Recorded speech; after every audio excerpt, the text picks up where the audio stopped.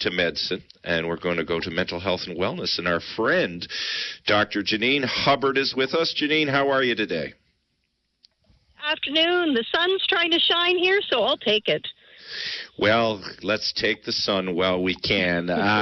We need more of that. We need more sunlight everywhere. So you and I were corresponding today because I saw a story on the CBC website about the challenges to getting a psychological assessment in Newfoundland and Labrador, particularly as it relates to autism and ADHD, which are illnesses, challenges, mental health and wellness conditions that affect many people.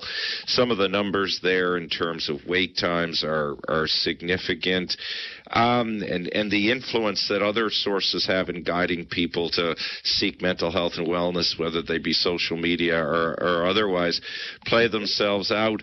I mean, Janine, appreciating that you do some work for Eastern Health or Newfoundland Health Services or whatever the hell the name is today. Sorry, Pat Parfrey, I forgot the name.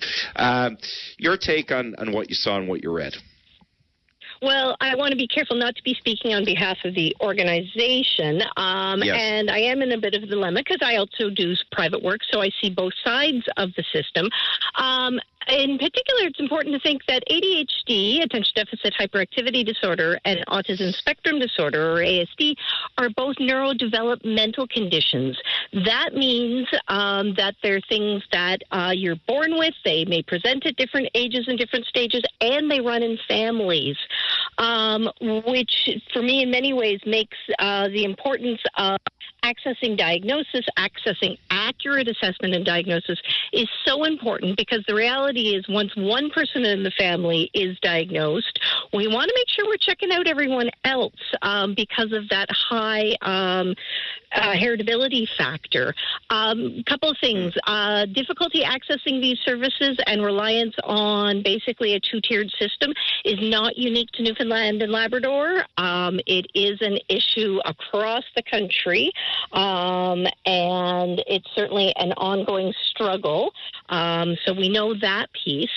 And yeah, unfortunately, we're still hovering at about 50% vacancy rate, psychologists within the healthcare system, although we've had some amazing strides and some real initiatives to try to work towards increasing those numbers. But in order to do a proper assessment, they're really time consuming because in often cases there's a lot of overlap of symptoms that present in things like ASD and ADHD and a whole host of other conditions. And in many ways, especially things like ADHD, it's often a diagnosis of exclusion. That means you have to make sure that it's not better explained by anxiety or depression or learning issues or any number of other things, which often also co-occur with these conditions. So it's not as easy, unfortunately, as let's just fill in a quick questionnaire and, yep, I have 7 out of the 9 symptoms, therefore I have ADHD. Which is your reference correctly to some of the things you see online, which can guide you perhaps in the wrong direction if you don't get proper mental health and wellness.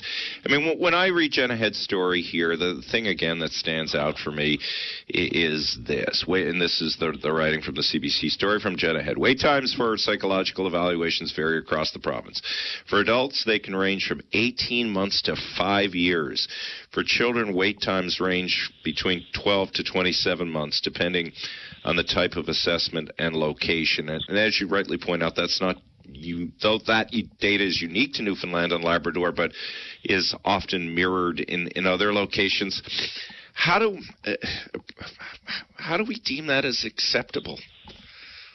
We don't. And I think there's a couple things, and that's why I was happy to speak with you today, because anytime I can advocate for better public access and wraparound services for these conditions that are near and dear to my heart, because I work with a lot of kids and teenagers with these, anything I can do to kind of highlight the importance of access to early, accurate diagnosis and interventions, because there is so much more. There's the stereotypical ideas of what these conditions present as, but it affects just about every aspect of an individual's life.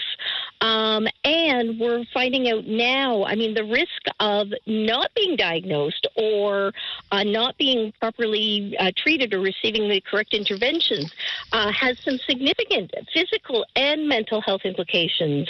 So I always like to highlight success cases.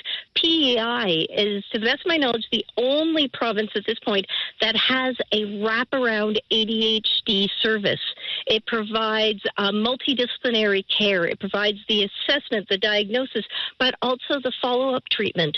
Because follow-up for all of these, like I say, it depends. It could be you need a physiotherapist. It could be you need an OT. It could be you need some a learning assessment to look at some of the learning challenges or vocational issues, because we often see school attendance being a challenge in a lot of the neurodevelopmental conditions. So seeing what we can do about saying, actually, this is a public health risk if we don't get better at identifying it. And we did see, we've had a lot of TikTok self-diagnoses, some of which are great and very accurate, some of which it's kind of explaining, well, no, actually, these symptoms do have a lot of underlying causes. But that's one of the biggest things we saw coming out of COVID was people realizing, oh, I can't juggle in the same way, or my kid is really struggling to, try to hang on to Zoom sessions. So we've seen some real increased awareness. We're continuing to work on decreasing the stigma. It's coming, but people are now saying, I think it's important that I get this checked out, but there's nowhere I can go. Or if I do go, it's either going to be very expensive or a really long wait list. Last one for you. Do you think, do you worry with this forthcoming federal election where often health care is debated for a day and then forgotten that some of these important mental health and wellness challenges, because as we talked about it last week, people are feeling anxious. They're feeling fear. They're fearful with the global tensions and the behavior of the United States and the president, what's that doing to us now? But do you fear that we're not really going to have any talk about the need to and any focus on the need to, whether it be just mental health and wellness, their broader healthcare system, that we're not going to have any real talk about it? It's going to be eclipsed by everything else? I do suspect it's probably going to be overshadowed federally, although certainly we'll be talking about transfer payments payments that are targeted towards specific mental health initiatives. But I have my eye on our anticipated provincial election, and that's where I think we're going to want to be really talking seriously to people and asking, are you aware of the long-term societal consequences of not being proactive on these issues? Because we've seen it and we can't afford to keep shuffling it off. And some of it is also just education. As you and I were talking earlier, I could talk to you for an hour or more about these conditions and the lack of understanding most people have about them. So some of it's going to be, and I will take this on as a bit of a challenge, educating some of our electoral candidates and making sure they know it's an important election issue. If Janine Hubbard is coming after you candidates, you better know your stuff. She knows hers. Janine, got to leave it there. Thank you very much. Always good to have you. Oh, thanks, Tim. All right. That is Janine Hubbard talking about the challenges faced if you're trying to get a psychological assessment in Newfoundland and Labrador. All right. When we come